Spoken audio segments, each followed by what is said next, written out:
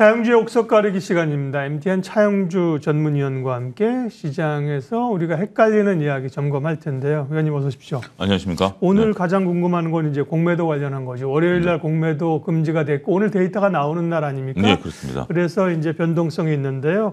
공매도 금지 후폭풍이나 혹은 긍정적인 영향은 얼마나 시장이 소화한 것인가 이 궁금증입니다. 월요일 상황을 당일은 이제 에코프로 그룹주가 상한가가 난리가 났었는데요. 과연 쇼커버가 얼마 들어온 거지? 이게 3일 있어야 알 수 있다. 오늘 데이터가 나왔는데 네. 오히려 공매도 잔고가 더 는 거로 나타나서 이게 뭐지? 이렇게 생각합니다. 예, 총액 기준으로 보면 공매도 잔고가 오히려 1조가 늘어났습니다. 네. 그러니까 우리가 이제 현재 지금 코스피 같은 경우 대략 잔고가 한 12조 정도, 코스닥 같은 경우 한 6조 정도, 총 한 17, 8조 정도 이제 우리가 총 공매도 잔고를 이제 나타내고 있는데요. 월요일 날 당일 날만 놓고 보면 늘었습니다. 그런데 개별 종목으로 조금 그런데 이 늘어난 이유가 뭐냐면 우리가 이제 시장 조성자들은 공매도를 허용을 지금 해놓은 상태 아니겠습니까? 그런 부분들이기 때문에 그 부분들이 좀 늘어났다라고 말씀드릴 수 있겠죠. 그렇지만 우리가 이제 상한가 들어간 종목들을 보게 된다면 LNF를 제외한 나머지는 다 공매도가 줄었습니다. 네. 개별 데이터들에 대한 것들을 이제 그 발표 나온 것들을 보면 전반적으로 에코프로나 에코프로 BM이라든지 포스코 그룹주들이라든지 이런 것들은 조금 공매도가 줄긴 줄었어요. 근데 생각만큼 그렇게 많이 줄지는 않았습니다. 특히 이제 우리가 대장주라고 꼽고 있는 에코프로 기준으로 본다라면 에코프로 전체에서 공매도 비중이 대략 한 5% 정도 수준인데요. 이 5% 수준은 줄지는 않았습니다. 그러니까 조금 줄긴 했습니다만 대체적으로 전체 시가총액에 있어서 그러니까 거래량에 있어서 5% 정도 되는 그 공매도는 줄지 않았다. 그러니까 큰 추세를 놓고 본다라면 이제 월요일 날 데이터만이기 때문에 네. 이게 지금 이제 급작스럽게 이제 공매도를 친 세력들을 보면 이제 기관도 있고 외국인도 있지 않습니까? 이게 이제 그 갑작스럽게 이루어지다 보니까 주문이 안 나왔을 가능성도 있어요. 그렇기 때문에 전반적으로 봤을 때는 주문이 안 나간 수준에서 갑자기 멈추다 보니까 시장 조성자들만 하다 보니까 숫자가 조금 부풀린 것처럼 보일 수도 있습니다. 따라서 화요일과 수요일 날, 그러니까 이제 내일하고 모레 나오는 숫자들을 계속해서 추적 관찰하시면서 실질적으로 줄어든 것은 저는 화요일이라고 생각을 합니다. 오히려 주가가 떨어졌다 하더라도 실질적으로 이제 외국 같은 경우는 주문이, 그러니까 외국인들 같은 경우 화요일 날 시장에서 매도 주문이 나오지 않았습니까? 그렇지만 쇼커버는 그때 나왔을 가능성도 있어요. 그리고 장 초반에 우리가 이제 공매도 많았었던 종목들이 시세가 좀 잘 나왔었기 때문에 그때 당시에 늦게 들어온 공매도 환매수 물량도 일부 존재할 가능성이 있다라고 본다라면 이 수치 하나만 갖고 우리가 야 공매도를 금지했는데 이거 실질적으로 효과 없는 거 아니야? 이렇게 바라보기에는 시간에 대한 부분들 어차피 외국인들 같은 경우는 우리랑 시간 타임이 다르지 않습니까? 그리고 그 공매도 금지가 나온 게 우리나라 시간으로 일요일 오후 5시이기 때문에 그들이 실질적으로 대응할 시간이 없었다라는 측면에서 본다라면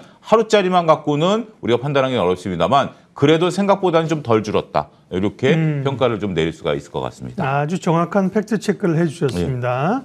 공매도가 늘어난 걸로 보이지만 실제로 늘어난 거는 아닐 거고요. 그죠? 다만 쇼커버 속도가 그렇게 첫날 빠르지도 않았다. 네. 왜냐하면 이제 금액은 늘었지만 수량들은 말씀하신 것처럼 종목별로 좀 줄었고요. 그다음에 이제 시장 조성자라는 주체는 공매도를 그대로 허용하게 해줬기 때문에 그렇습니다. 그쪽에는 이제 매도 물량이 나왔다는 게 이게 두 가지인데요. 시장 조성자라는 게 뭐예요? 누구예요? 네. 시장 조성자는 이제 기관을 시장 조성자라고 합니다. 여러분들이 이제 파생 같은 경우 매수를 하고 싶은데 그러면 누군가 매도를 해줘야 파생 같은 경우 이제 우리가 개별 옵션이라든지 개별 선물을 할 수 있는 거 아니겠습니까? 그러면 누군가 그러니까 계속해서 사고 싶은데 누군가 팔아야 이것을 살 수 있는 거 아니겠습니까? 그렇기 때문에 그 파생 상품을 발행한 그 기관들 이런 쪽들에서는 매도 주문을 내줘야 됩니다. 근데 그들이 갖고 있는 게 없는 상태에서 매도 주문을 내줄 수가 없는 거 아니겠습니까? 그렇기 때문에 그들 입장에서는 시장을 조성한다라는 상황, 명분 이런 걸로 인해서 공매도를 할 수밖에 없는 거죠. 그렇게 되면서 시장을 조성하는 역할을 합니다. 이들 입장에서 본다라면 수동적인 것이지 이들이 시장을 짓누르기 위해서 공매도를 때린다. 이거는 좀 다른 거죠. 우리가 지금 이제 많은 개인 투자자분들이 원성이 있는 것들은 인위적으로 공매도를 침으로써 가격을 떨어뜨리려고 하는 원래 공매도의 목적은 가격 하락에 베팅하는 거 아니겠습니까? 가격을 떨어뜨리려고 하는 공매도고 시장 조성자는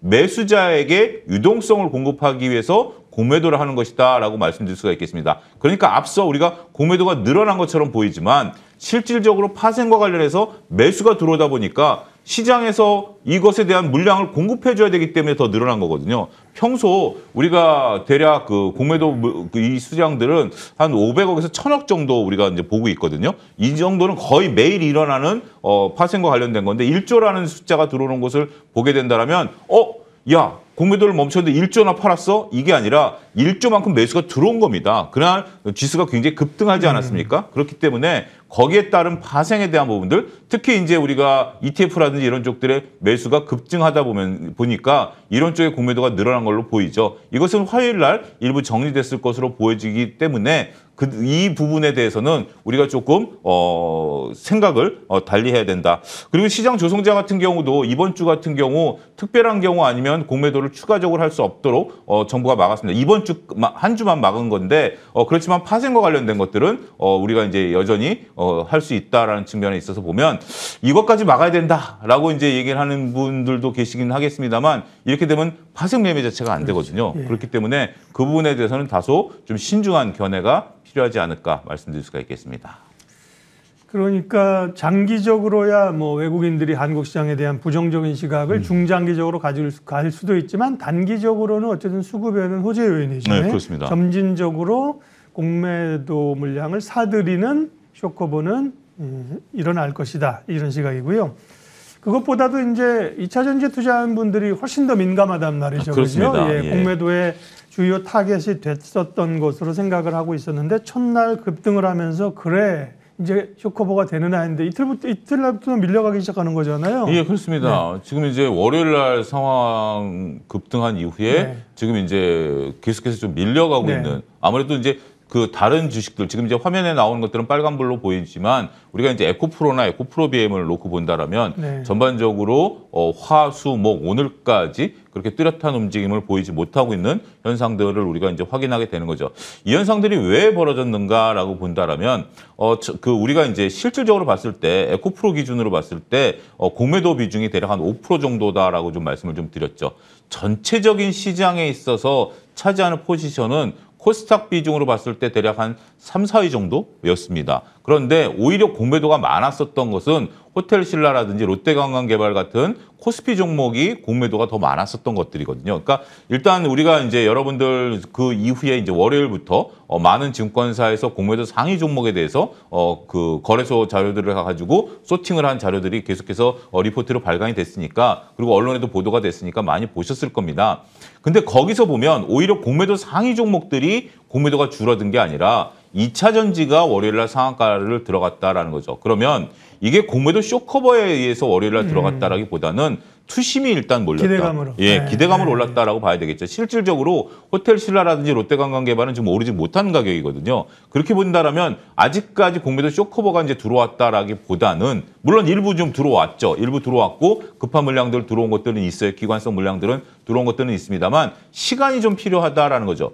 자, 공매도를 우리가 금지한 거와 공매도를 환매수해야 된다라는 얘기는 좀 다른 얘기입니다. 공매도를 추가적으로 못한다는 얘기지 현재 공매도를 친 입장에서 본다라면 시간을 두고 이것을 처리를 해야 되는 거 아니겠습니까? 갑작스럽게 우리가 이제 세상을 살아가다 보면 갑작스럽게 뭔가 딱 이슈가 터지면 뭔가 조금 상황 판단을 해야 되는 부분들이 생기는 거 아니겠습니까? 네. 그 시간이 있다라는 거고 특히 이 제도 개선을 통해서 우리가 이제 많이 원성을 나타냈던 것들이 외국인과 기관들이 공매도 기간이 한정돼 있지 않다라는 거죠. 그렇죠. 극단적으로 보면 그들은 6월 말까지 리스크는 커도 들고 갈 수도 있는 겁니다. 그렇죠. 그렇기 때문에 이것이 갑자기 월요일 날 하루 이제 기대감으로 갔었던 것들에 대한 반작용이다라고 말씀드릴 수가 있겠고 지금 이제 화요일 날 수요일 날 빠지다 보니까 공매도 입장에서도 서둘러서 환매수 들어갈 또 입장도 아니다라고 판단이 좀 있는 것 같아요. 그렇기 때문에 내일 나오는 자료, 모레 나오는 자료들을 우리가 계속해서 추적 관찰하면서 이런 것들을 차분하게 대응하셔야 되지 않을까라고 좀 말씀드릴 수가 있겠고. 물론 외국인의 기관들이 6개월 그냥 가지고 가지는 않아요. 그렇죠. 그렇지는 않은 거지. 근데 이론적으로는 하루아침에 커버하지도 않는다. 그죠? 그렇죠. 다른 전략들을 뭐 선물을 매도하거나 예. 이러면서 어쨌든 그걸 대응하려고 하는 거고요. 네, 그렇습니다. 그 2차전지 보유자들은 지금 뭐 공매도 이슈도 그렇고 2차전지 산업에 대한 것도 그렇고 어떻게 해야 돼요, 전략을? 2차 전지 보유하고 계신 분들 입장에서 본다라면 일단 공매도가 멈췄다라는 것은 긍정적이고요.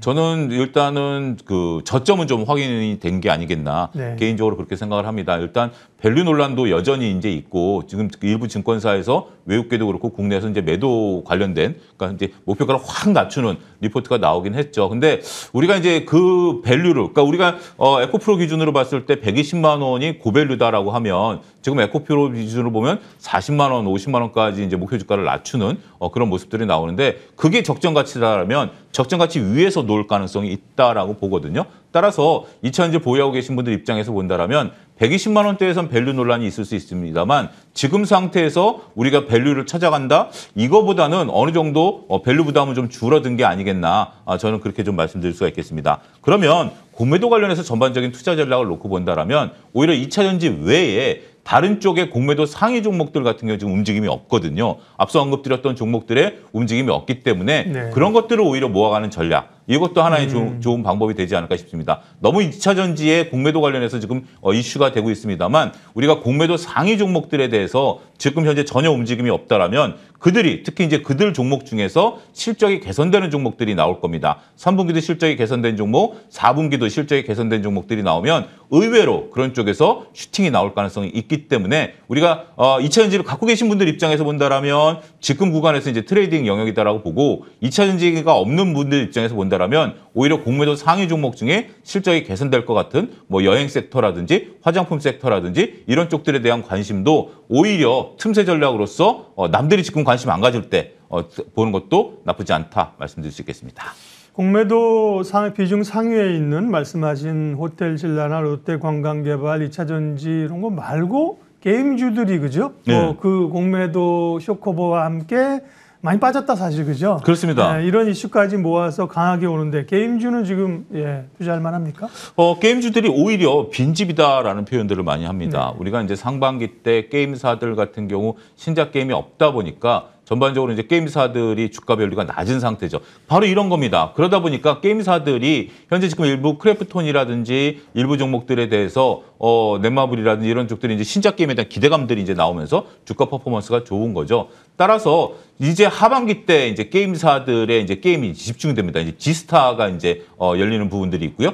이런 부분들과 마찬가지로 해서 내년 상반기까지 게임들이 많이 나올 겁니다.